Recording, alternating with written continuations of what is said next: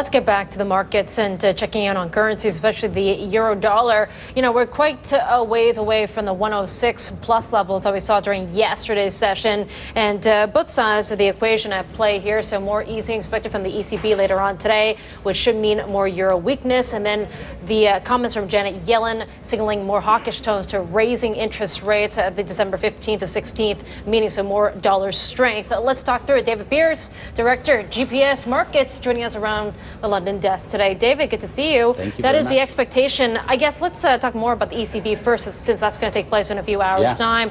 What are you expecting? Some are saying 10 basis points more in negative deposit rates and more expansion of QE by another 10 billion or so. Yeah, I mean, that's pretty much the consensus. You never know, though, with Draghi.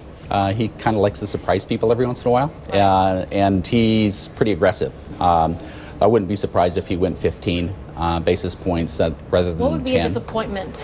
What would be a disappointment? I don't know. Doing nothing, I guess, would probably be a disappointment to the marketplace. The market would really react to doing nothing. I think doing more is probably not going to be disappointing to the marketplace. When we see the moves euro-dollar's had, over the last 5 weeks, we've gone from above 110 to now below 106, as Susan was pointing out. Has that been more because of the euro side, the ECB side, or is it in fact the Fed side, which we got a reminder of when Janet Yellen spoke yesterday? No, it's a combination of both, really. I mean, the market does not work in a vacuum, and there are a lot of different aspects that are going on. And if you look at what's going on in the world right now, there's a lot of issues just besides the economics that are really playing on the economy. We have what's going on in Syria, the UK voting yesterday to start doing airstrikes in Syria, and you've got all the refugees that are flooding into Europe, and all of those are people that either need to be supported or paid for by the government, or they've got to find a job somewhere.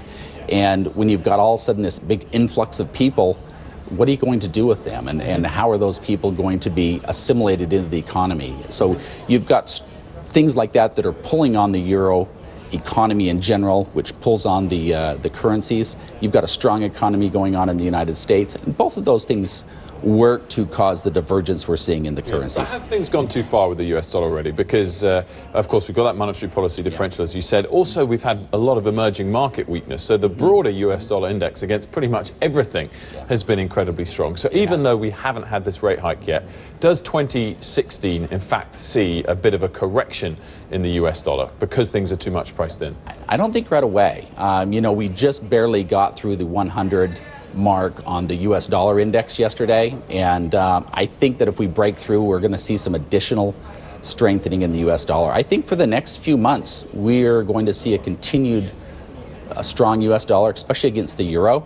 I would not be surprised if we hit parity or even went down into the mid-90s the first few months of the year, because the US economy is really strong, and a lot of this US dollar strength that we have seen really has been on the back of weaker commodity prices as well. As you know, the price of oil has really been low.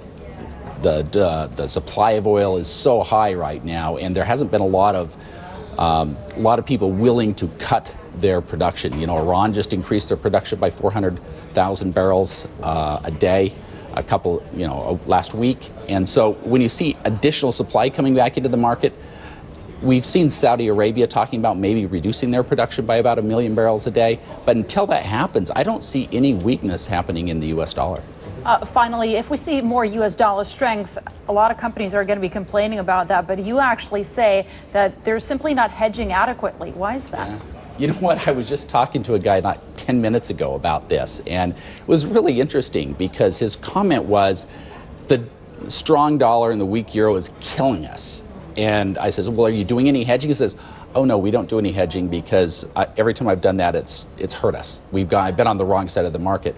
To me, I think a lot of people, they look at hedging very simplistically rather than looking at a lot of different products or looking at a way to protect the downside and using an option strategy maybe so that they have upside potential as well. They just think about locking into a forward contract. And I think that if you're in a corporation and you're looking at potential still upside in the US dollar and you've got exposure to that, you should be looking for ways to try to manage that exposure rather than just hoping and praying that the market goes your way. I mean, that's not a strategy in my opinion. That's probably not going to work. David, thank you so much for your time. Appreciate it. David Pierce, Director at GPS Markets. We're going to get a break.